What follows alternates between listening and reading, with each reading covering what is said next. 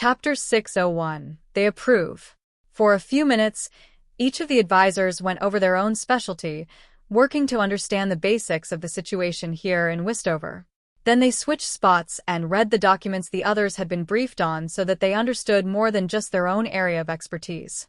If they were going to advise him properly, they needed to know everything that was going on in the duchy, and not just bits and pieces.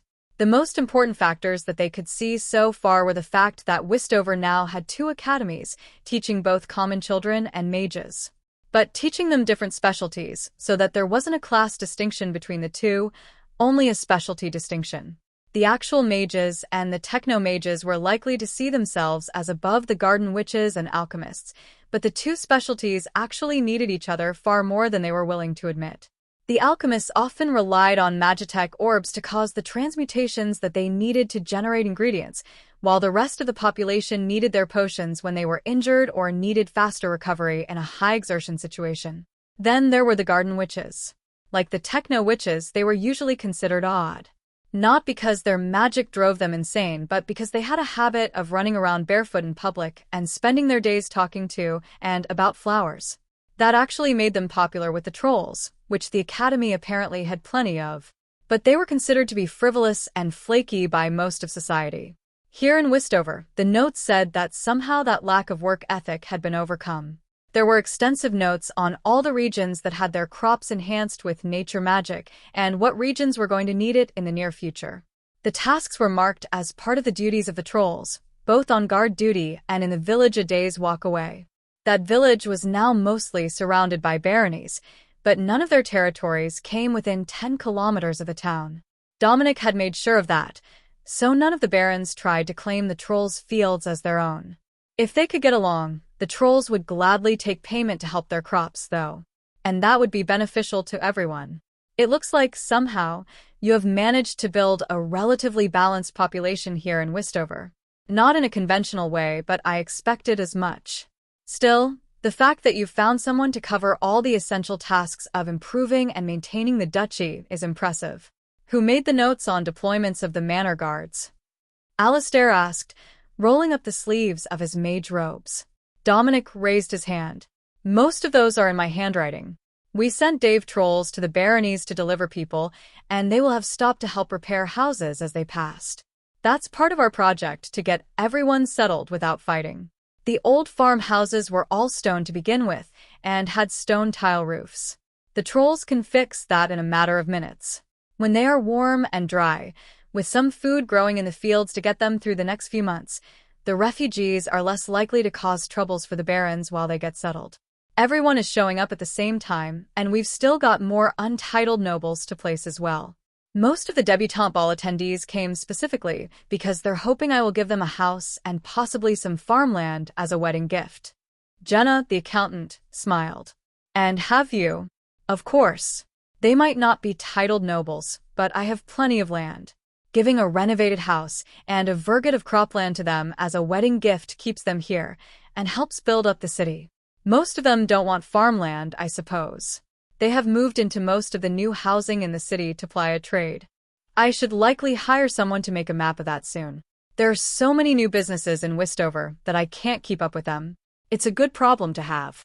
But eventually, I'm going to be expected to do paperwork. Dominic agreed. Jenna laughed, her face wrinkling with mirth. Oh, you are certainly a matched pair with the paladin princesses. Neither of them has ever been fond of paperwork. In fact, they used to have their order call in false emergencies to escape it. The number of times that they were scrambled out to supposedly save a village, only for us to learn later that the threat was a half-dozen goblins, or a pair of monstrous boars, is entirely too high. Dominic winked at her. Don't assume that has ended.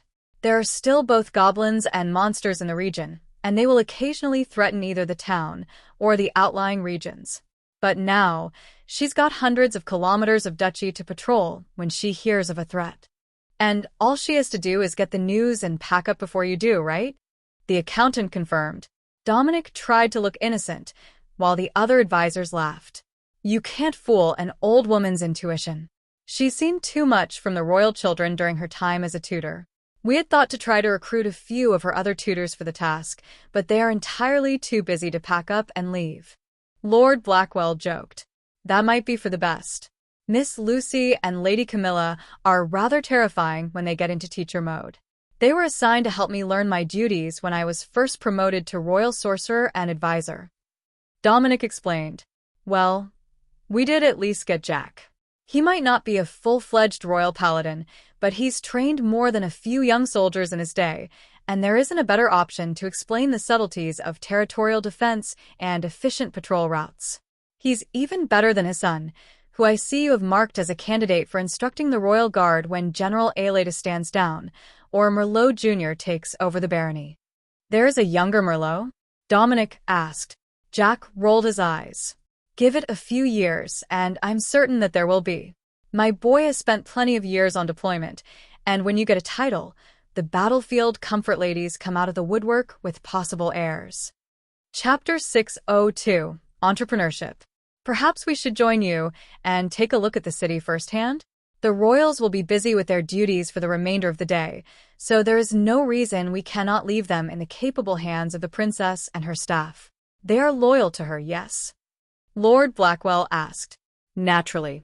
Loyalty was prioritized over training when we hired staff for the manor, with the exception of Beth. Her, we hired specifically for her cooking. Even if we had to lock her in the kitchen, nobody was willing to let her get away. The veiled maid in the corner laughed silently. The old chef had volunteered to come with them, and she had quickly become a motherly figure to the mostly orphaned and abused girls who made up the household staff. Finding just the right people to work in the house is a challenge that every nobleman faces, and the constant churn as the girls grow up and get married, move on from their early working years to family life, makes it difficult to keep reliable staff. Having enough options that you can choose from pure loyalty is a luxury. Lord Blackwell noted. Indeed. Eventually, even the veiled maids will likely want to move on with their lives. Of course, we've set up their pay so that they'll have enough to retire when it comes time to move on from their roles. But I wouldn't begrudge them families of their own. In fact, if they do have children of their own, that's good for us. Who doesn't grow up idolizing their parents' stories of their younger days? Even the daughters of city guards often want to be city guards themselves. I know more than one who has followed in those footsteps, or who has chosen to become a member of the Adventurers Guild. Now, how about we get moving before someone decides to stop us? We can take one of the maids and a couple of trolls for security. Alistair chuckled at Dominic's concern. He was a Magitech theorist by specialty, but he was also an archmage. His strongest defensive spells were over level 30, and he had more than a few rare defensive artifacts on him. Not that they were expecting an attack, but given the circumstance, anything was possible. By the time that they made it to the gate, they had 10 trolls with them, and by the time that they made it to the factory, the first stop on their tour of the city, they had 20, because the Larry trolls from the Golden Sand Dervish sect, locally known as the Sands Mages, had come to see what they were up to, and then gleefully volunteered to join them. Is this an expanded security patrol? Jack asked as the trolls pointed out small details about the apartment buildings they were passing, as well as the residents that were taking them over as the debutante event wound down. And this building is the most popular one in town. It's so popular that Barkley, the shopkeeper at the new repair shop on 2nd Street, has been coming 3 times a day. The waist-high troll declared proudly. I'm quite sure that is a brothel. Jenna noted. Dominic paused, then opened the door and whistled. A bunch of scantily clad girls as well as one older matron came out, then froze in shock when they saw who was here. Madam, I need to speak with your girls. I do hope that you are aware of Signian regulations on such establishments. The madam nodded. I have no debt contract workers, only volunteers. They are not required to live on site. Their wages are held with the Merchants Guild Bank, and we have daily visits from the Larry Trolls for disease prevention. All my documents are in order. Dominic nodded. All right, I will send Nate by to check later. The old woman smiled. I understand. As if speaking his name had summoned him, Dave flagged down Sheriff Nate at the end of the street. The sheriff was doing his usual afternoon patrols, and the trolls were difficult to miss. Lord Dominic. I see you have met our local madam. I have already checked her paperwork and interviewed all the workers. She was actually proactive about finding me to ensure that I wasn't going to cause her trouble. What group did she arrive with?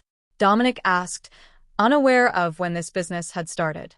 She arrived with a merchant caravan from Castle City last week, brought 20 workers with her, all over 25 and widowed. Well, that at least made it less creepy than usual. All right, but if my wife gets mad, I'm blaming you. Nate sighed. I understand, Your Grace. I will hide if I see the Duchess in a bad mood. Who might these folks be? The new advisors from the capital. Lord Blackwell, Lady Jenna, Archmage Alistair, and General Jack Merlot. General Merlot's father. Amy came over as they were talking, and Dominic took the chance to introduce her. Advisors, this is Miss Amy, specialist mage of the Duskblade sect, and my personal assistant, both around the duchy and in the forge. Amy bowed, and Jack stared at her for a second. Wait, I know you. Haven't aged a day. How long has it been now? He asked. Not that long, old man. It's good to see you again. Lord Blackwell frowned at the little mage. It seems that I have missed some essential details here somewhere, but we can discuss that later. Amy winked at him. I will bring you up to speed in private. We have a lot to catch up on. Dominic smiled. Oh, I didn't realize that you all knew each other already. That saves a ton of time. Just these two. Our work has brought us to the same location in the past. The Larry trolls were chatting with the ladies of the brothel, who were just getting up for the day. Their business didn't really pick up until later in the day. Not many had time or inclination for their services in the middle of the afternoon, unless they were sneaking off during a shopping trip. All right, time to move along. If the sheriff has vetted the business, I trust that it's not a criminal enterprise. No need to give them a hard time, we have many things to see.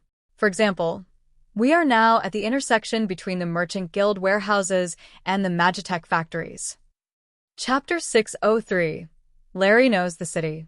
Amy joined their group as they walked through the city, listening to the excited narration of the group of trolls. This is a good spot, too. This is where the Merchants Guild transfers all their shipments between the caravans going south and the ones going east. The manager here is friendly, and they planted roses in the front garden. Then there are the mechanics at the factory. They make soup in bulk every day for the workers' lunches. Imagine that, they don't even have to bring their own lunch. And then there are the fireball people. The Magitech orb specialists on the assembly line. Dominic clarified. I thought that trolls were afraid of fire? Jenna asked. The trolls all nodded in agreement. They taught us how to turn the orb on and off. Very handy. Jenna sighed. Trolls were trolls. Never too bright, but always excited to everyone about things they had learned. And learning how to put out fire ranked up there with the level of excitement usually reserved for secret arcane arts. Now we have the bakery. This place is important. They also have the place next door for extra ovens because everyone wants morning bread. Our sex cook makes biscuits for breakfast in a cast iron pan with a mushroom cream gravy. Did you know that there are people who don't like sausage? But she is still a good cook. Jack laughed. We'll have to talk to her. Mushroom gravy sounds pretty good, but if she doesn't like sausage, she could at least put bacon in it. The trolls looked intrigued. They hadn't considered that. They would have to talk to the kitchen Larry. And now we're into the new block houses. These are really popular. They're not for big families, but they're close to everyone's work. The next street leads to a bunch of family compounds, but not many large families have come so far. There's only like 20 of them, but thousands of these smaller places. The apartments over the shops are nice, too. We have been helping make them pretty. The houses are not bad, but they were simple before we showed up. Now they've got style, decoration, and more magic. They turned a corner, and the market came in sight. This is the unofficial city center. It is where all the big events gather, and the sales market where the food comes to, and the poster board for jobs and missing things is over here. The Adventurers Guild House is the large building there, so they've got their mission board posted as well. Dominic added. As they passed, some of the locals bowed to Dominic, while most simply waved at the trolls. Dave and Larry were much better known around town than Dominic was. Everyone had met him at least once, but walking the city with a group of strangers and the trolls from the sect, they didn't always realize it was him right away. He would have to take his hat off to make it obvious in the future. The airship docks are on the other side of the river. You can see them from here. But now we're at the important stuff. This is the stall where we sell potions, and that one has the best sweet potatoes, and that one grows really good cabbage. Nobody else has that variety. Then there are the garlic farm sisters. They're pretty. Lord Blackwell struggled not to laugh at the description. The garlic farm sisters were half ogres, fully 220 centimeters tall, and looking at the mountain trolls like they wanted to devour them. Not that Dave minded. Alistair made notes as they moved through the city, and now he spoke up. Westover really does have an unusual population of magical species, doesn't it? I had thought that the advisory meant you had some extra mages, but fully 1 in 5 people in the city are clearly inhuman, not counting the trolls of the Mage Tower. Is the other tower the same way? Amy shook her head. No, the Duskblade sect is mostly human. We did mostly mercenary and escort work in Axbridge before we moved. Having too many members who can't pass for human makes that difficult. That is true, but I suppose that you knew that. I haven't seen any signs from you at all, even though I already know that you can't possibly be as young as you look. Jack and Blackwell made that clear earlier, and you don't have the unstable mana that a young mage normally would during their growth phase. The Mage Lord insisted.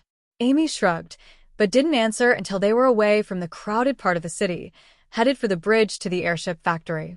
The Larry trolls had broken off to go back to their own Mage Tower when they passed by, and Amy decided this was as private as they were going to get without taking things into an office.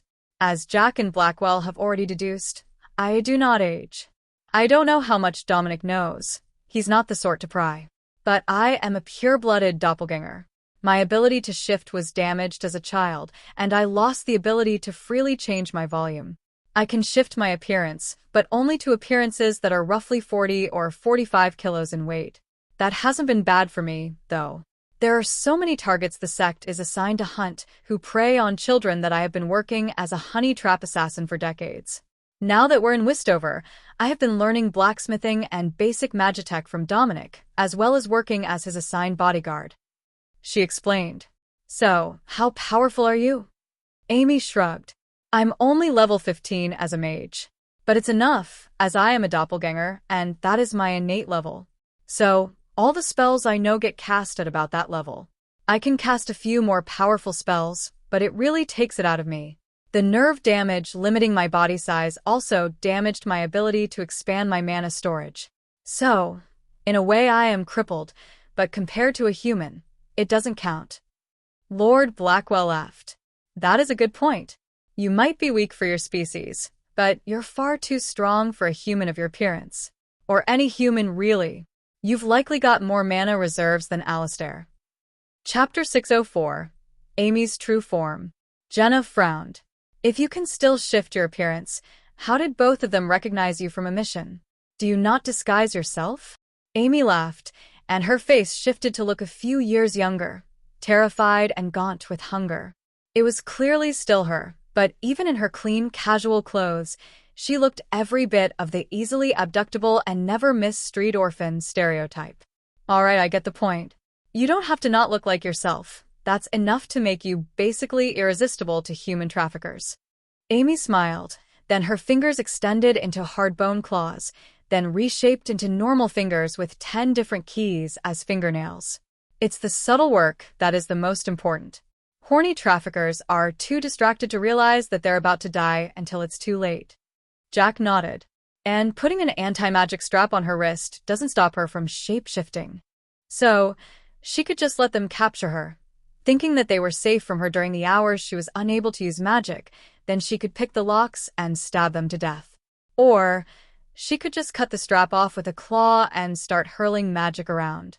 All right, I can see why you got the job. Now, what is left for us to see? We've been out in the city for quite some time. The royals will be looking for us soon. Lord Blackwell asked. It's just the airship factory over there.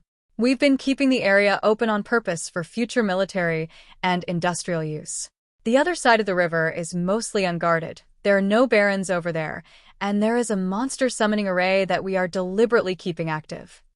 The advisors frowned in unison, and Amy laughed.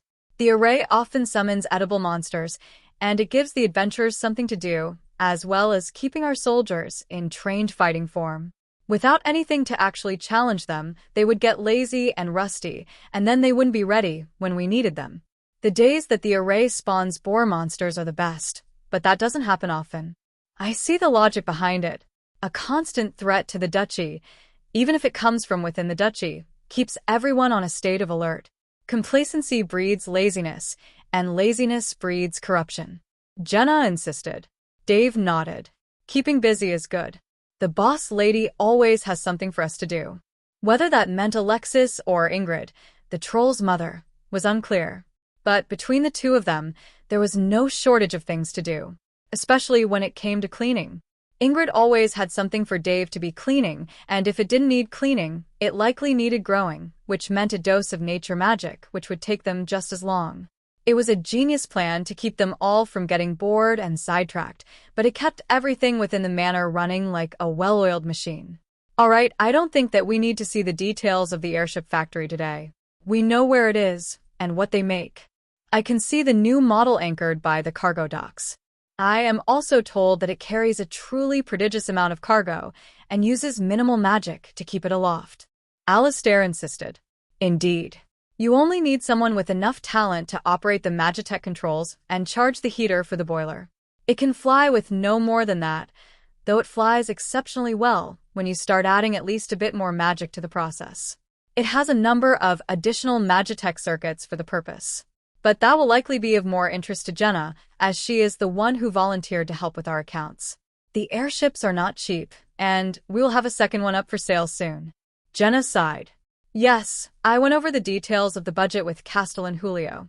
Your financial situation is chaotic to say the least, with all the side deals and non-monetary exchanges.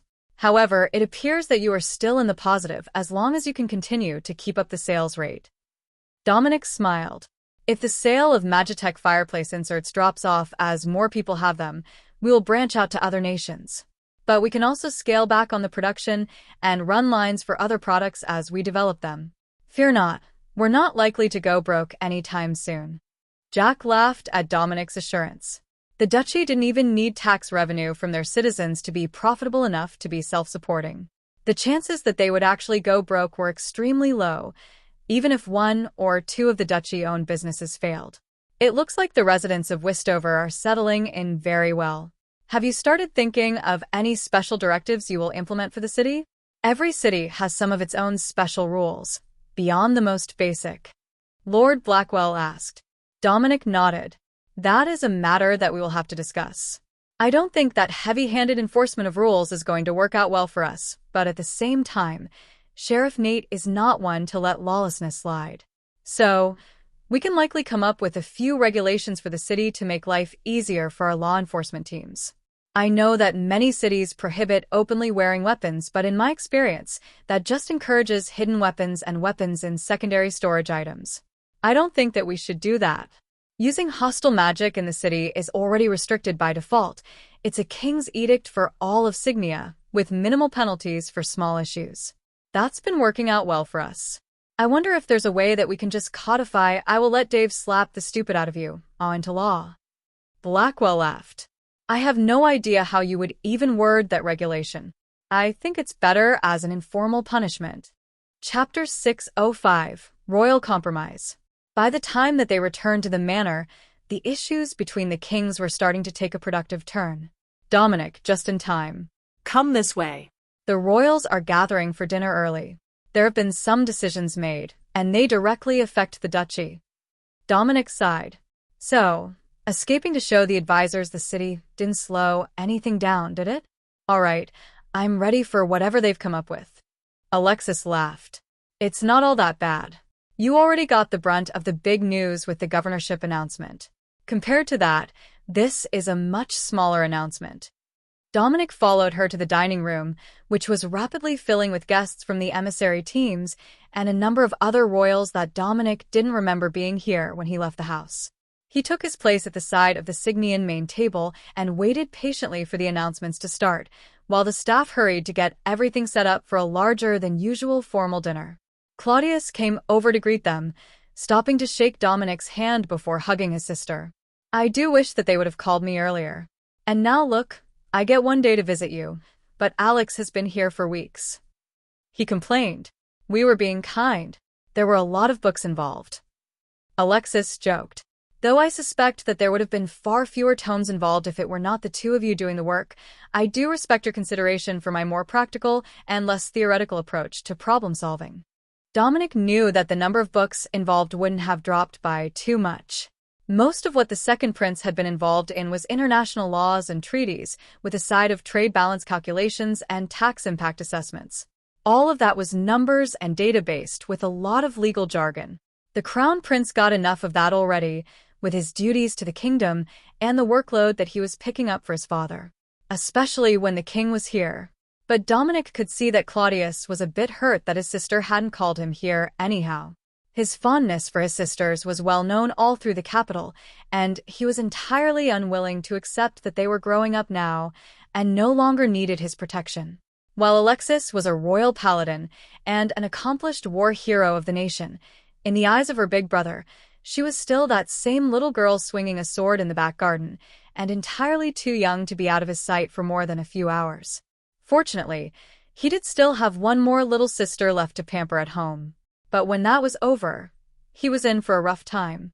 Slowly, everyone took their seats, and the first course was brought out, along with wine that Dominic could tell was not their local vintage, but something brought from the royal cellar. It had that unique flavor of well-aged and expensive to it that the local wines did not. Dominic smiled to himself as the soup was brought out, and the sound of the guards in the kitchen went silent. Dave must be too busy eating to patrol, but with him sitting on the other side of the door, nothing was going to sneak into the room anyhow. Only when they were nearly finished the main course did the king finally decide to address the room. Thank you all for coming here today, as we announce the most monumental act of international cooperation in many generations. Today we have signed, along with our peers from Mitfield, Axbridge, Dagos, Chip, and Kyria, what should go down in history as the turning point of continental relations. The Treaty of Westover is more than simply a trade alliance. Within its pages, we have an entirely reworked import tariff agreement, where every nation has agreed to forego self-interest and match tariffs with the nations they are trading with. But that is not all. The Treaty of Westover includes a strategy for the future, where international trade will no longer be a restriction on national prosperity, but a method of rebuilding all that has been lost in the past few decades. Toward that purpose, we have agreed to form the Six Nations Banking Alliance, to be headquartered here in Westover, to provide funding at a national level to help members overcome times of drought and disaster.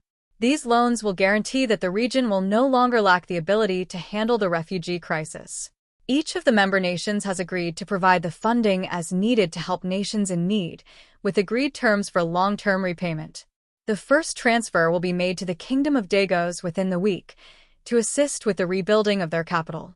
Military forces have been dispatched from the Six Nations Alliance, along with Shersdonia and Amur, to rid the capital region of the undead horde.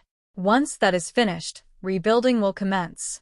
The first city on the schedule is Albrols, with Kynwyn to be rebuilt soon after. However, there is an additional condition related to the city of Kynwyn due to the ongoing curse on the region. Once the floods have receded, Kynwyn will be rebuilt as a special administrative region, self-governed by locally born and raised delegates approved by the Alliance. Our hope is that this will allow the residents to move home as quickly as possible and prevent any future disasters on the scale of the curse-triggered storms that have ravaged the northeast this season. The king paused, letting the scribes catch up. This was mostly for them, as most of the politicians and senior nobles had been present for the negotiations. But once it was transcribed, copies of the declaration would be posted all over the region, so none could claim that the new rules were unknown to them.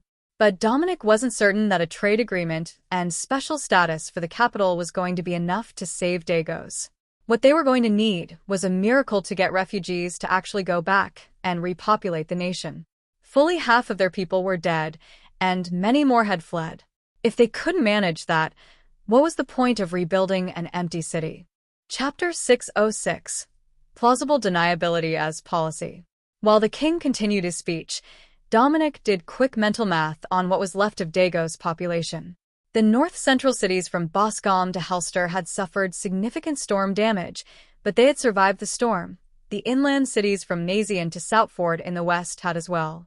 The east was basically empty by the time that the war ended, so Dominic didn't even bother to count them, but that left a huge amount of land completely vacant.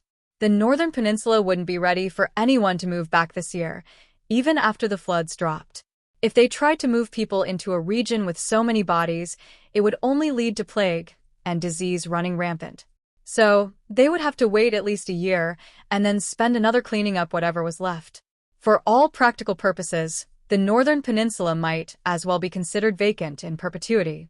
However, the end of the drought and the massive amount of rainfall in the east might have actually made much of that land tenable for residents again. If they started to get regular rainfall again, the river levels would come back up and they would be able to move farmers back into the region to support the rebuilt city of Albrols. How they thought that the recovery process was going to work was a mystery. But Dominic saw potential for many farmers and villagers to start making a new life in Dagos. Just a much less populated Dagos than it had been. There was polite clapping as the king finished the financial details of the first recovery payments, as well as the slightly sour faces of the kings who needed to accept them. The terms were quite generous, but it was also a huge amount of money that they were looking at borrowing. An amount large enough that it would heavily impact their nations for most of a generation. For that reason, Dominic suspected that Chip might not accept as much as the others were willing to give them, just to keep the repayment at a tolerable level. But knowing that it was available would put a lot of political pressure on the other leaders when times got hard in the future. That wasn't something that Dominic was personally too concerned about, but if a large-scale drought hit Signia, their produce and taxes wouldn't be able to keep an entire nation afloat, no matter how good the terms of the trade deal were. The dinner service was cleared, and dessert was brought out, along with stronger liquors and more wine. Clearly, nobody was expecting to leave the table anytime soon, and there were still many fine details to be decided even after the framework of the agreement was in place. Like with any new law or treaty, how it was implemented was important as the actual wording. The emissaries and other members of the Signian team were all huddled together, discussing something, while most of the others also split off into their own national groups. The only exception was advisor Tryon, who had come to sit at the end of the table with Dominic and Alexis, while the Necromancer King was speaking with the other monarchs. What do you think? It's going to be fun, right? All sorts of trade, and a new bank. Excuses for all the wealthy nobles and royals to come visit you. She joked. I thought that the bank was for national-level funding? Dominic asked. Tryon nodded. Indeed it is. However, the process for obtaining funding would be too tedious if it went directly through the kings. So, it will instead go through the titled nobles, and then the council's representatives will decide if it is worthy of consideration to be presented to the king. I see how it is. It's not that the bank won't do business with anyone else, but that the kings will guarantee the loans. That makes sense.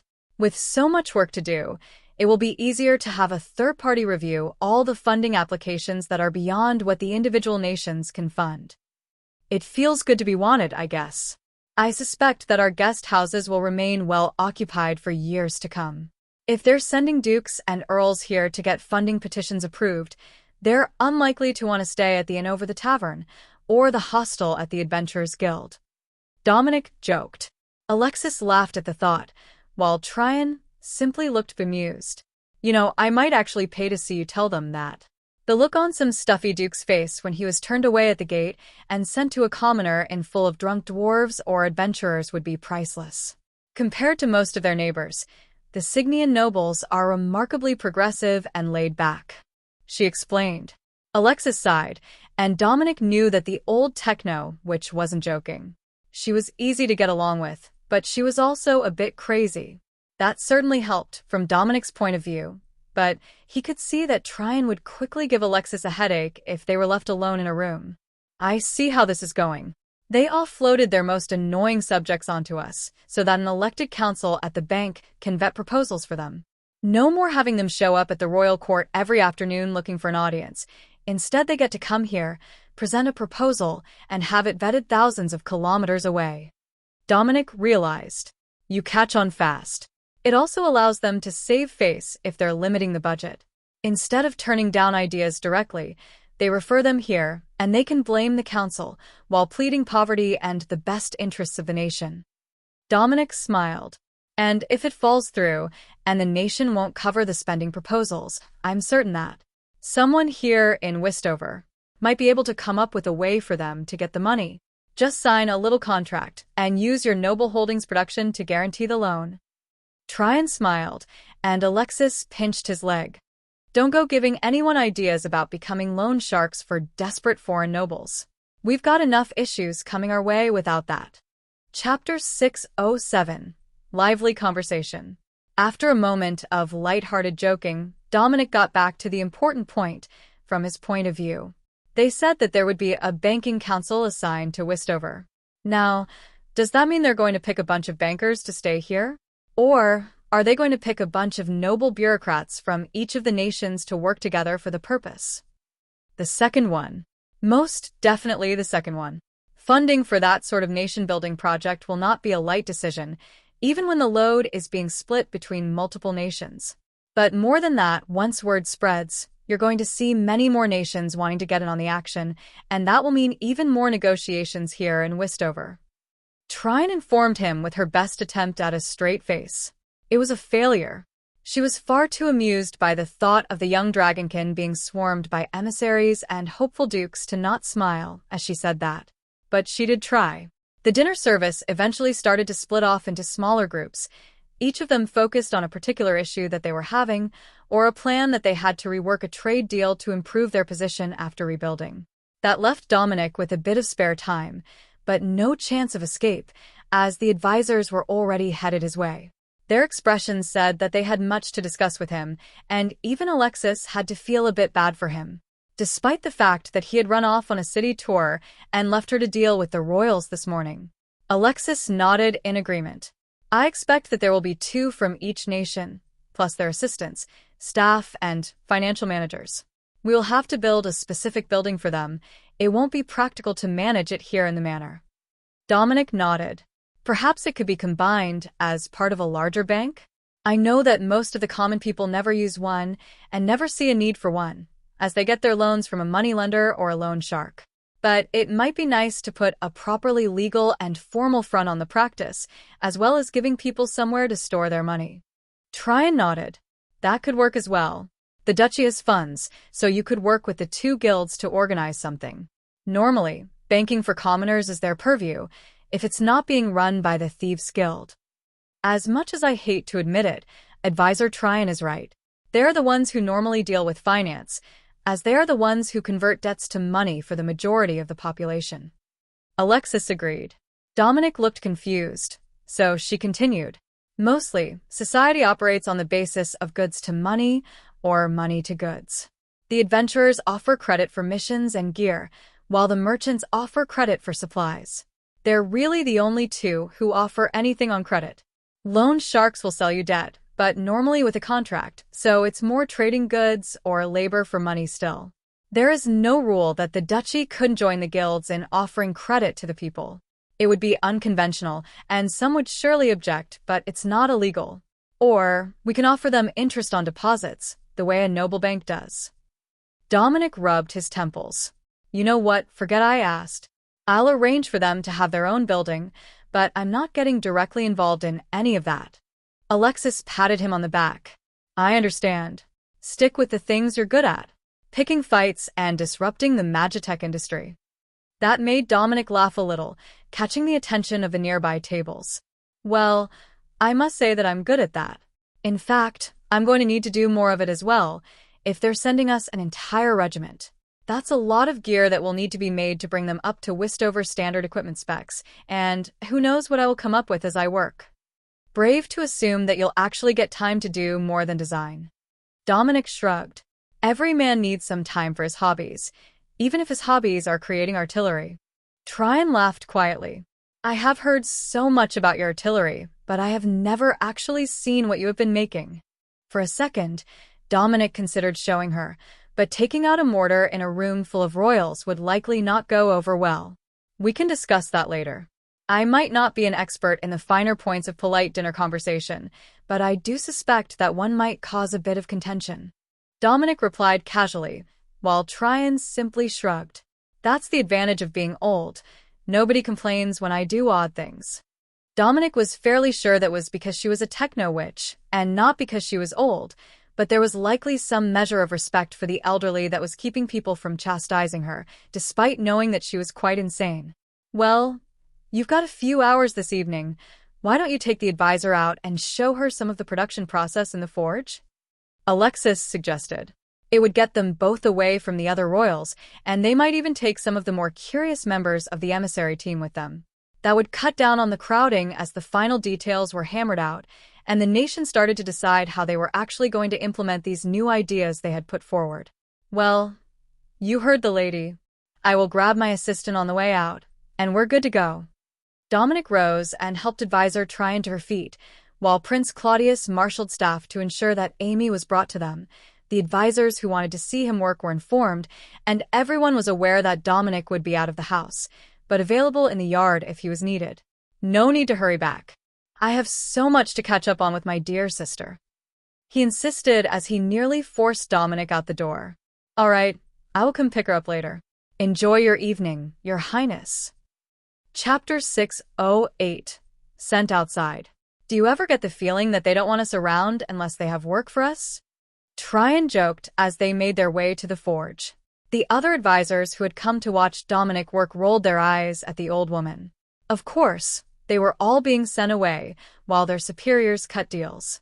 Either they had messed up at some point in the past, clung slightly too strictly to protocol, or their noble heritage wasn't high enough for them to be attending that particular meeting. They might be interested in what Dominic was up to, but it was no secret that they were among the least favored of those with the credentials to be here. It was still a lofty position, but not the king's inner circle level. What are you planning to make today?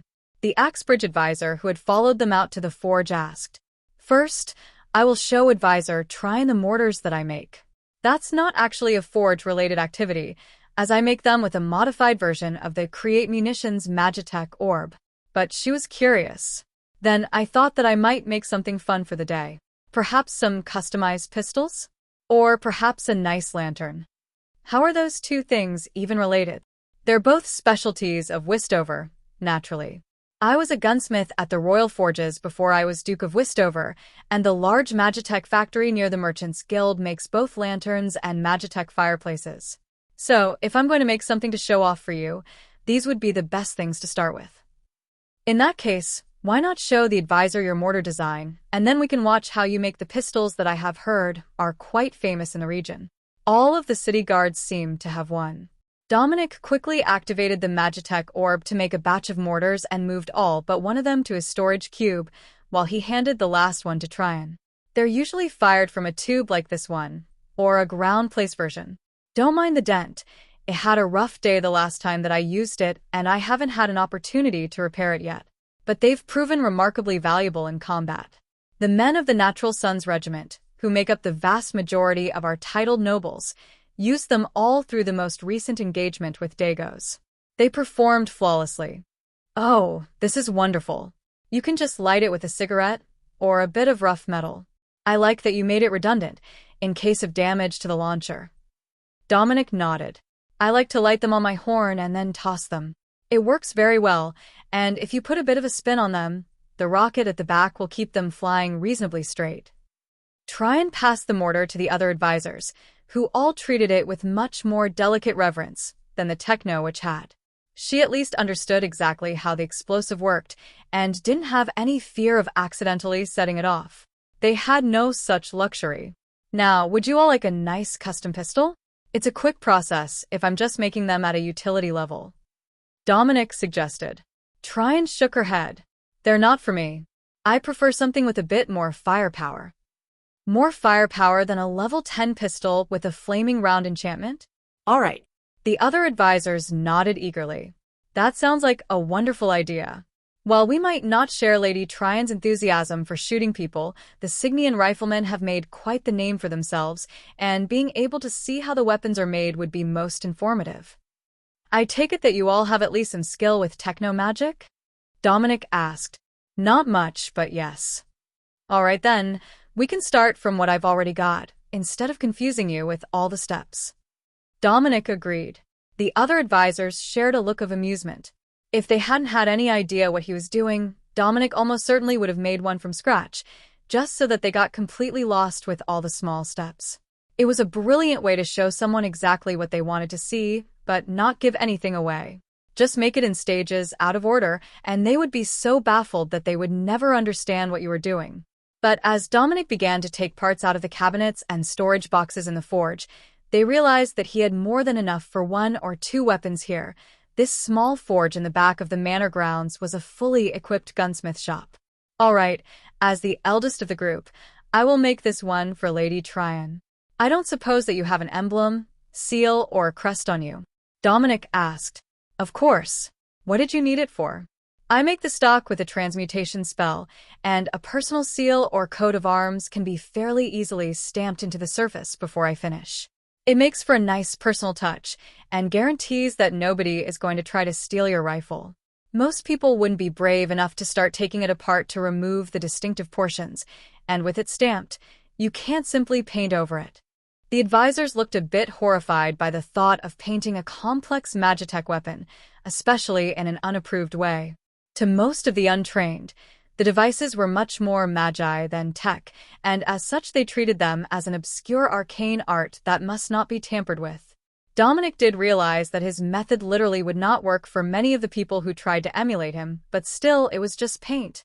Tryon brought out a carved bronze coat of arms, and Dominic took it from her, then gave it a light coating of oil before pressing it into the clay for the stock of the weapon on both sides. Yes, that looks good. It will also give a good grip when the weapon is wet. The soldiers like to wrap them in cloth because the early models were too smooth and got slippery when wet or bloody. Now, let's get this started. Chapter 609. A Gift for Tryon. Dominic carefully milled the parts for the rifle as the others watched and made idle conversation. So, it's a lot like conventional manufacturing at the start? That's interesting. Most techno-wizards don't have the skill to do things in any order except the precise procedure described in the blueprints. Or is this the order, and you've simply memorized it? One of the advisors asked. Dominic shook his head. Normally, I would have pre-made most of these items. I have standard tap and die sets for all the fittings, so they can be threaded together. It's just the Magitech circuitry that needs to be precisely set once things are put together. If you try to do it in pieces, you still have to attach them, and if something doesn't line up just right, it's a real pain. So it's best to do them last. That also allows you to make minor tweaks if you need. For example, some people like an open socket on their rifles for a targeting Magitech orb or a specific spell gem. Others have enough other sockets for their combat items and prefer that you use that space to integrate something like an explosion spell orb into the rifle. That way they gain an optional additional spell, and it will be at the level of the rifle if they're completed together. That's the beauty of it. You don't have to level that spell up, you can simply use it at that level. Of course, there are some limitations on compatibility and skill. Some people simply can't use complex Magitech devices, or lack the mana for a higher level spell. For the Westover guards, that's not an issue. We ensured that they all had enough magical ability to do the job, even if they weren't quite qualified to attend the Mage Academy. I think that is what I will do for this one. I will include the circuitry to make it a mana rifle, firing magical bullets if you don't load a solid shot. But I will add a secondary Magitech circuit to add earth elemental damage to the shots. Fire is more common, but so predictable. Nobody expects the magical bullets to actually impact as if they were metal. It's a lot of extra circuitry, as I'm sure you can guess, but it's very similar to the other way, with just a change of gem and a few runes on the embedded Magitech orb. Unlike a removable one, this one will be mounted inside the stock of the weapon, protected from damage. This is the new design cavalry rifle. Lever action, short-barreled, shorter stock. Suitable for use by our more gently built sisters, or while on the move on horseback. Not quite as accurate beyond 150 meters, but more than accurate enough for hunting or other standard usage scenarios. Dominic's narration as he assembled the pieces of the rifle and began to engrave the Magitech circuitry made the group laugh quietly. The thought of advisor Tryon being called a gentle sister was possibly the boldest flat-out lie that they had heard in weeks. And they had been negotiating political strategy with multiple nations. Dominic decided not to show off too much, and went for a conventional approach, sprinkling the rifle with core dust and then infusing it with mana as he dunked it in the oil. Of course, the oil was already mana core dust infused, but they were both level 20 ogre core dust, so they wouldn't conflict. The barrel and receiver of the rifle shifted to a gun blue color, while the remainder of the weapon turned flat black as the enchantment finalized, marking success. What he was left with was a level 20 ogre hunting mana rifle with a secondary effect of armor-piercing munitions. That was an unexpected change to the Magitech runes that were supposed to add earth element damage to the shots, but a welcome one. Circuits often had secondary effects on each other, and this one would work absolutely beautifully for its intended purpose. It was originally designed to hunt ogres, who were strongly resistant to magic. Now, with the metallic shots and armor piercing, it would be even better at its intended job. Lady Tryon, what do you think? It should be a lovely keepsake for you, Dominic offered, holding the weapon out for her to take. It had her family crest on the butt, so it couldn't really go to anyone else present, no matter how envious they were. What else do you usually equip your duchy soldiers with? They can't just be riflemen, can they? One of the advisors asked. Not at all. Every one of them is given a spear for infantry duty, as it's the easiest to learn and most versatile of bladed weapons. A line of spearmen is also wonderful at dealing with charging monsters, while the riflemen in the distance work to thin their ranks. It's a level of synergy that makes all the difference. We're not particularly gearing the soldiers for war, as the most common threat here is roaming monsters. But the principle is the same. That makes sense. Spears are easy to mass-produce, and any local blacksmith or toolmaker can repair them. One of the advisors agreed.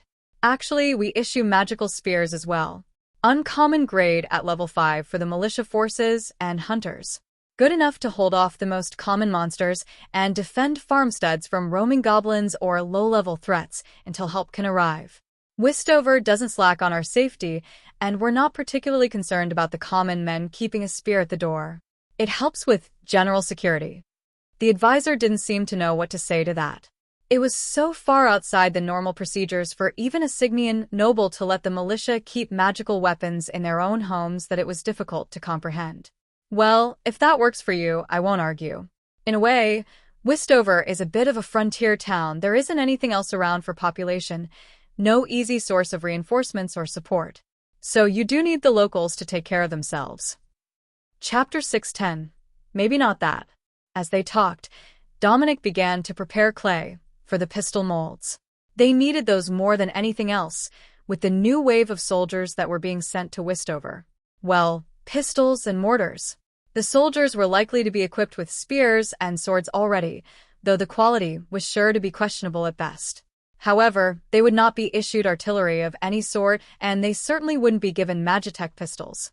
Dominic didn't know whether they were going to get veterans or a bunch of freshly drafted recruits from orphan families, the sort who wouldn't mind being shuffled around the nation for the majority of their career. But they were going to be getting soldiers. The king had said so. I will show you the mass production method for pistols next. It's not pretty, and it's not intended to be. It's the fastest and easiest way to make basic Magitech weapons known to Signia. Actually, now that I've said that, I likely shouldn't do it in front of the lot of you, given that you're all not from Signia, and these are weapons destined to end up in the hands of our troops. Dominic realized. The advisors laughed. Well, I suppose that is true. There is military cooperation baked into the treaties, but not to the level of sharing manufacturing secrets. What else do you have that will keep us out here and away from the chaos inside the house for at least one more hour? Well, I can show you the method for making our local fireplace inserts. That's far from a trade secret. The design isn't even original to Wistover. At least not entirely. We use design elements from multiple existing products to make the Magitech orb to be as mana efficient as possible while still heating the house or working as a stove. Then, we insert it into a kiln-fired clay fake log bundle and sell it for use in a standard fireplace or wood stove. The idea is that there are nearly 200 million households in the northeastern region of the continent, and mostly only the noble few % have a Magitech stove. Not only will this reduce the amount of wood that needs to be harvested, which will free up a lot of labor time for some baronies, it will also reduce air pollution within the city. Even in Signia, a properly Magitech capital, nearly everyone in the lower side of the city brings in wood or coal for heat. Dominic offered. That's because they can't afford a Magitech stove. Hell, a Magitech stove insert likely isn't much cheaper than a whole stove. It's the orb that's the expensive part. Dominic nodded. Indeed it is. And in most cities, there aren't enough trained workers to mass produce them, even if they wanted to. But here I have a full factory and they're turning out over 200 units a day. It's still quite time-intensive, and the product isn't what anyone would call a small purchase. However, it is cheaper than having a lumberman bring in a winter worth of wood, or ordering a cart full of coal for the winter. Those in the slums will probably never be able to afford it, but they can't afford a whole cart of coal, either. But if we can work our way through the middle class and the upper middle class, who are much more likely to replace things that aren't broken, there will eventually be a chance for the poorest few to scavenge them. There is a good reason that salvage yards keep armed guards on site. Advisor Tryon nodded. Indeed. I've seen more than one vagrant take a good thumping for trying to steal raw materials from the salvage yards. If they could get their hands on a Magitech fireplace insert with a damaged log but a functional orb, it would make their whole year, and their family would likely pass it down for generations. Dominic rolled out a thin sheet of clay with a rolling pin and transmuted it to copper. Then he took out a template and marked the pieces for the orb before starting any of the other work. I believe that you're all familiar with the basic process? He asked. Of course. In fact, the only one who doesn't know the most basic fire creation orb design is likely Tryon, and that's because a techno-witch's methods are different. That makes things easier. I'm not sure if you'll understand the changes. They're subtle, but I will make an orb and show you just why it's so inexpensive for us to make them when we're using hired employees instead of outside specialist techno-wizards. Dominic explained.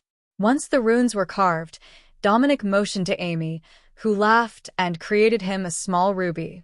She's much better at creating gems than I am. I've learned the basics of making them and mana crystals, but I really should practice more. We have taught the staff at the factory to make lower-grade gems for the purpose. They don't determine the mana use, only the maximum output, and we're just trying to make a fireplace, not a forge or a tactical weapon. Now, with that in place, we bend the pieces and interlock them, then test the connections before we solder the joints with copper rod and do a final check. It activates, so it's ready to be inserted into whatever object needs to create fire. Alternately, you can use a spell gem of Create Campfire, which is also a spell that I know. It's a simple utility spell, and an unbonded level 0 spell gem is enough for the fireplace insert. You say that you know the spell. Were you classically trained as a mage? Dominic smiled, while Amy laughed. The little mage leaned over to whisper conspiratorially, loud enough for everyone to hear. He's got a sorcerer's spellbook, so all his spells cast at the level of the book. It's like being a skilled mage, but while still having a blacksmith's trade skill core.